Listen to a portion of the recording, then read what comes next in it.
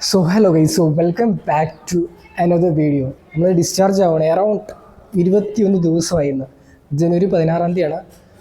17-15 ഓർമ്മയില്ല, അത്രത്തോളം സീരീസ് നമ്മൾ ഇട്ടിട്ടുണ്ടായിരുന്നു. ലാസ്റ്റ് ഇട്ട സീരീസിൻ്റെ അന്ന് ഞാൻ ഡിസ്ചാർജ് ആവുമെന്ന് ഓർത്തിട്ടാണ് ഞാൻ സ്റ്റോപ്പ് ചെയ്തത്. ബട്ട് പിന്നെ കുറച്ച് നേരം കൂട്ടി.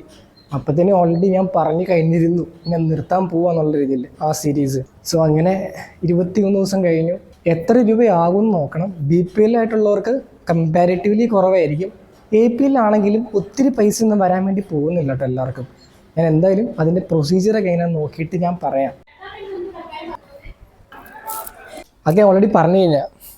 സോ നമുക്കിവിടെ രണ്ട് സംഭവം ഇട്ടിട്ടുണ്ട്. ഇത് സ്പെഷ്യൽ ലെവലല്ലോ, തൈലം സ്പെഷ്യൽ സ്പ്രേ. ഇത് രണ്ടും സ്പെഷ്യലാണ്. ബിക്കോസ് എന്താ, ഇത് സ്പോർട്സുകാർക്ക് മാത്രം അവർ ഉണ്ടാക്കുന്നതാണ്. ഇത് പുറമേ നിന്ന് വാങ്ങിക്കാൻ കിട്ടില്ല, ഇത് ഇവിടെ നിന്നേ കിട്ടുള്ളൂ. ഇപ്പം ആക്ച്വലി എൻ്റെ അടുത്ത് പറഞ്ഞ 2 വീക്സ് കഴിയുമ്പോഴത്തേനും വീണ്ടും കൺസൾട്ട് ചെയ്യാനായിട്ട് ചെക്കപ്പിന് വേണ്ടി വരാൻ പറഞ്ഞിട്ടുണ്ട്. സോ അത് കഴിഞ്ഞിട്ട് എന്തെങ്കിലും ഇപ്പോൾ പെയിന് സ്ലൈറ്റ്ലി ഒരു കുറവുണ്ട്, നീ സ്ട്രെങ്തൻ ചെയ്ത് ഇപ്പോൾ മാറ്റം ഉണ്ടല്ലോ എന്ന് അപ്പോഴേ അറിയാൻ പറ്റുള്ളൂ. സോ ഇത് പെയിനുള്ളപ്പോൾ യൂസ് ചെയ്യാൻ പറഞ്ഞിട്ടുണ്ട്. പൈസ പറഞ്ഞിട്ടുണ്ട്. പൈസ നമുക്കായത് 1280 രൂപയാണ് ആയത്. എത്ര അറൗണ്ട് 21 ഡേയ്സ് നമ്മളിവിടെ സ്റ്റേ അടിച്ചു. ഫ്യൂവലിനും പിന്നെ ധാന്യ വെള്ളം അങ്ങനെ എന്തോ സംഭവമുണ്ട്, അതിനും ഫ്യൂവലിനും വേണ്ടിയുള്ള പൈസയാണ് 1280 രൂപ. സ്പോർട്സിലായതുകൊണ്ട് റൂമിന് റെൻ്റ് ഇല്ല, അല്ലെങ്കിൽ നമ്മൾ വാർഡിൽ കിടക്കേണ്ട പൈസ 20 രൂപയാണ് ഒരു ദിവസം ചാർജ് ചെയ്യുന്നത്. സോ അത് സെയിമാണെന്ന് തോന്നുന്നു.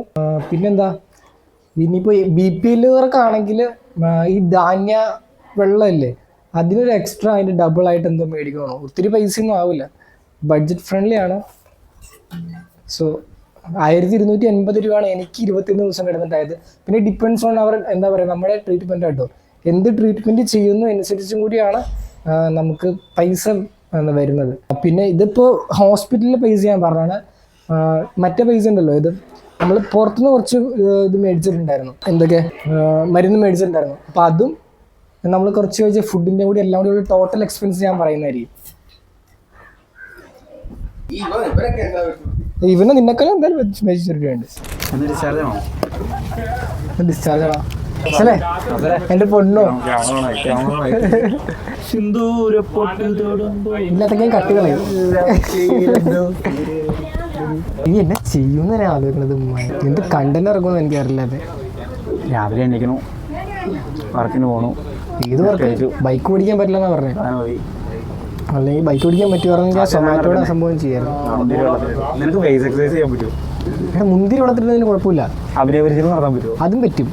ചിലവുകൾ എഴുതി വയ്ക്കാനും പറ്റും. എനിക്ക് കോയിൻ സേവ് ചെയ്യാൻ പറ്റുമോ? കോയിൻ സേവ് ചെയ്യാനും പറ്റും. ക്വസ്റ്റ്യൻ ചോദിക്കാൻ പറ്റുവാണെങ്കിൽ നിനക്ക് കണ്ടന്റ് ആയല്ലേ. ഇതെന്റെ കണ്ടന്റ്. ആർക്കെ കത്തിക്കൊള്ളു. സമാധി ഉണ്ട്. സമാധി എന്താ ശരിയും പുള്ളി സ്വാഭാവികമാണ്.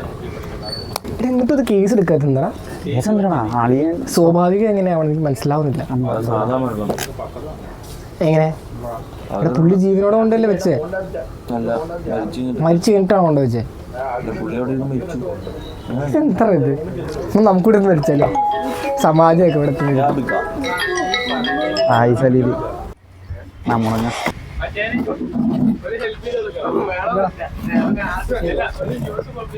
ഇല്ലടാ പറ്റില്ല.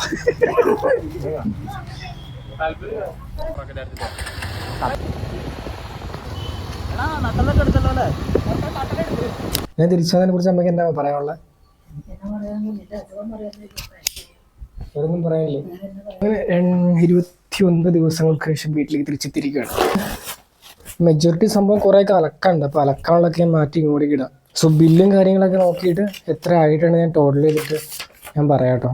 എന്താ പറയുക, ഇപ്പോഴും നമ്മൾ എവിടെയെങ്കിലും പോയി കഴിഞ്ഞാൽ നമ്മുടെ റൂമിലേക്ക് വരുന്ന എന്താ പറയുക, പെട്ടെന്നുള്ളൊരു സാറ്റിസ്ഫാക്ഷനല്ലേ വരുന്നത്. ഇപ്പോൾ എവിടെയെങ്കിലും ലോങ് ട്രിപ്പ് പോയിട്ടോ അല്ലെങ്കിൽ എവിടെയെങ്കിലും പഠിക്കാൻ വേണ്ടി പോയിട്ട് നിന്നിട്ടോ എപ്പോഴും നമ്മുടെ സ്വന്തം റൂമിലേക്ക് വരുമ്പോൾ നമുക്ക് പ്രത്യേക ഒരു സോളുണ്ട്, എന്താണെന്നറിയില്ല. സോ അത് വല്ലാത്തൊരു എക്സ്പീരിയൻസ് തന്നെയാണ്. റീഹാബ് ചെയ്യണ ഒരു വീഡിയോ എടുക്കണം. ഇത് സെയിം തിങ് ആയിരിക്കും, എക്സസൈസും സ്ട്രെങ്തൻ ചെയ്യുന്ന ഒരു വീഡിയോ എടുക്കണം. സോ ഇതൊക്കെ ഭയങ്കരമായിട്ട് അലമ്പായി പോയിട്ടോ. ഇൻ കേസ് സ്പൈനോ അല്ലെങ്കിൽ ഡിസ്കിനോ പ്രോബ്ലം ഉള്ളവർ ഞാൻ എന്തായാലും വീഡിയോ എടുക്കാൻ പ്ലാൻ ഉണ്ട്. സോ അത് ഞാൻ ചെയ്യുന്നത് ചെയ്യാൻ നോക്കരുത് കേട്ടോ, ഞാൻ ജസ്റ്റ് പറയുക. സോ ഇപ്പോൾ ഇഞ്ചുറി കൂടുതലുള്ളവർക്കാണെങ്കിൽ ഇപ്പോൾ ഞാൻ ചെയ്യുന്ന എക്സസൈസൊക്കെ എല്ലാവർക്കും എല്ലാം ആപ്റ്റ് ആവണം നിർബന്ധമൊന്നുമില്ല. എൻ്റെ ജേർണി എങ്ങനെയാണെന്നായിരിക്കും ഞാൻ മെജോറിറ്റി ക്യാപ്ചർ ചെയ്യാൻ നോക്കുന്നത്. നമ്മൾ തളരില്ല അല്ലേ, നമ്മുടെ മോട്ടീവ് തന്നെ അതാണ്. അതായത് ഒരുപാട് കാര്യങ്ങൾ ചെയ്യാൻ വേണ്ടി പോയിട്ടുണ്ട്, ഒരുപാട് കാര്യങ്ങൾ. എന്താ പറയുക, BCom പഠിച്ചു, PSC പഠിച്ചു, ഡാൻസ് ഉണ്ടായിരുന്നു, ഹോട്ടൽ മാനേജർ പഠിച്ചു. ഒന്നിലും എനിക്ക് എന്താ പറയുക സ്വയം ഒന്ന് ശോഭിക്കാൻ പറ്റിയില്ല. ഇവിടെ എനിക്ക് ശോഭിക്കാൻ പറ്റും എന്നൊരു പ്രതീക്ഷ വന്ന സമയത്താണ് ഇങ്ങനൊരു സംഭവം വന്നത്. സോ എനിക്ക് ഇങ്ങനെ വന്നപ്പോൾ ഒബ്വിയസ്ലി ചെറുതായിട്ട് ഡൗൺ ആയി. ബട്ട് ഇപ്രാവശ്യം അങ്ങ് ഗിവ് അപ്പ് ചെയ്യാൻ തോന്നുന്നില്ല. എൻ്റെ ഇതേ സിറ്റുവേഷൻ ഫേസ് ചെയ്യുന്ന ഒരാൾക്ക് മൈൻഡ് ഡൗൺ ആയിട്ടിരിക്കുവാണെങ്കിൽ അവരെ പുഷ് ചെയ്ത് കൊണ്ടുവരാം എന്നുള്ള ഒരു മോട്ടീവ് അല്ലെ ആ ഒരു നീഷാണ് ഞാൻ ക്യാപ്ചർ ചെയ്യാൻ വേണ്ടി നോക്കുന്നത്. ഞാനിപ്പോൾ നോക്കി അറൗണ്ട് എൻ്റെ ഹോസ്പിറ്റലിൽ ബില്ലും പുറത്തെ ബില്ലും കൂടി ചേർന്നിട്ട് അറൗണ്ട് ഒരു 4,000 ആണ് എനിക്ക് വരുന്നത്. ചെറിയ വേരിയേഷൻ ഉണ്ടായിരിക്കാം, കുറച്ച് ബില്ലിൻ്റെ നഷ്ടപ്പെട്ടു. ബട്ട് അത് ഒത്തിരി പൈസയുള്ള ബില്ലല്ലേ, 200 സംതിങ്. അതുകൊണ്ടാണ് 3,800 സംതിങ് ആണ് എനിക്ക് വന്നത് ബില്ല് നോക്കിയപ്പോൾ. സോ ഞാൻ ജസ്റ്റ് ഒരു എന്താ പറയുക റൗണ്ട് ചെയ്തിട്ടൊരു 4,000 അല്ലെങ്കിൽ 4,200 ഫൈനലായിട്ട് പറയുകയാണെങ്കിൽ 5K താഴെയാണ് എനിക്ക് ഈ 21 ദിവസം കിടന്നതിൽ എനിക്ക് ബില്ലായി. കാരണം സ്പോർട്സിലുള്ളവർക്ക് എന്തുകൊണ്ടും ബെനിഫിറ്റാണ്, ഒത്തിരി പൈസയൊന്നും ആവില്ല കേട്ടോ. സോ നല്ല ട്രീറ്റ്മെൻറ്റും ഉണ്ട്. ഇപ്പം തന്നെയാണെങ്കിലും പലയിടത്തു നിന്നും വരുന്നുണ്ട്. കേരള ടീമിൽ കളിച്ചവരും സന്തോഷ് ട്രോഫി ടീമിൽ കളിച്ചവരൊക്കെ ഇവിടെ വരുന്നുണ്ട്.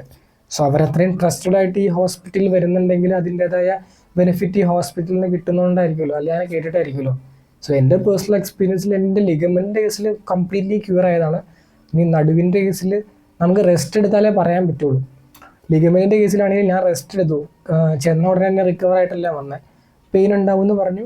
സോ ഇവഞ്ച്വലി ഞാൻ സ്ട്രെങ്തൻ ചെയ്ത് പയ്യാണ് റെഡിയായി വന്നത്. സോ അതുപോലെ ഇതും വരുമെന്നാണ് ഞാൻ പ്രതീക്ഷിക്കുന്നത്. നമുക്കത്ര സിവിയർ ആയിട്ടുള്ള കേസ് അല്ലായിരുന്നു. ചിലർക്കൊക്കെ നടുവേദന എന്ന് പറയുമ്പോൾ തന്നെ കാലിലേക്ക് വേദന ഇറങ്ങും. എനിക്ക് അങ്ങനത്തെ പ്രോബ്ലം ഒന്നും ഇല്ലായിരുന്നു. സോ അത് തന്നെ വലിയൊരു ഭാഗ്യം. വീഡിയോ ഞാൻ വൈൻഡ് അപ്പ് ചെയ്യുവാണ്. ചെറിയൊരു വീഡിയോ ആയിട്ട് നമ്മൾ ഫോൺ അന്നും എടുത്തു, വന്നും എടുത്തു. ജസ്റ്റ് ഇതൊന്നും പറയണമെന്നുണ്ടായിരുന്നു, എത്ര രൂപ എന്നുള്ള കേസ്. ഇപ്പോൾ എനിക്ക് ഒരുപാട് പേര് മെസ്സേജ് അയച്ചായിരുന്നു ഇതുപോലത്തെ ഇഷ്യൂസ് ഉള്ളത്. കാരണം അപ്പോഴാണ് മനസ്സിലാവുന്നത് ഈ ഒരു ഏജ് കാറ്റഗറിയിലുള്ള പലർക്കും ഇത് സംഭവിക്കുന്നുണ്ട്. സോ ആരും ഓർത്ത് പേടിക്കേണ്ട ആവശ്യമൊന്നുമില്ല. നമ്മളാ പേടിച്ചിൻ്റെ ഒന്നും നടക്കില്ലല്ലോ. വരുന്നത് ഫേസ് ചെയ്യുക, ട്രീറ്റ്മെൻറ്റ് എടുക്കുക. സോ നിങ്ങൾക്ക് ഞാൻ സജസ്റ്റ് അല്ല, നിങ്ങൾക്ക് ഇൻട്രസ്റ്റഡ് ആണെങ്കിൽ ഇപ്പോൾ ആയുർവേദം അഡോപ്റ്റ് ചെയ്യാൻ താല്പര്യമുണ്ടെങ്കിൽ നിങ്ങൾക്ക് വന്ന് ട്രൈ ചെയ്ത് നോക്കാം. എവിടെ നിന്ന് നമുക്ക് റിക്കവർ ആവണമെന്ന് പറയാൻ പറ്റില്ലല്ലോ. ഞാൻ വൈൻഡ് അപ്പ് ചെയ്യുകയാണ്. ഇതിലും നല്ലൊരു വീഡിയോ ആയിട്ട് ഫ്യൂച്ചറിൽ കാണാമെന്നുള്ള പ്രതീക്ഷയിൽ. ബൈ.